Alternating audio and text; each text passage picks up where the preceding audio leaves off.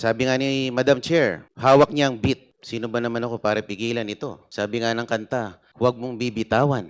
Huwag niyo nang bitawan yung box. So I dare the committee to open the box, but with a caveat, siguraduhin niyo po na hindi kayo nakalalabag sa batas. Magandang araw po, Ginang Madam Chair at sa mga kapita-pitagang miyembro ng committee na ito.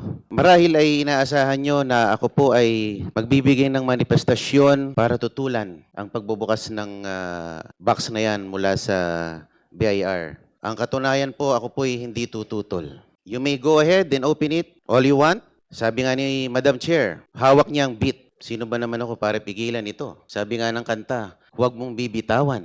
Huwag niyo nang bitawan yung box. So I dare the committee to open the box, but with a caveat, siguraduhin niyo po na hindi kayo nakalalabag sa batas. At sinabi rin po ni Popoy sa pelikula, I deserve an explanation. I deserve an acceptable reason. Siguraduhin niyo po na kung bubuksan niyo yan, meron po kayong acceptable reason na naaayon sa batas. At ako po ay kaisa niyo rin sa komite na ito sa paghahanap ng katotohanan. Pero sa ating paghahanap at pagsasiliksik ng katotohanan, siguraduhin po natin na tayo po ay hindi nakalalabag sa ating mga batas. Maraming salamat po, Madam Chair. Again, that is a manifestation and therefore it does not deserve or require any answer. Let us proceed.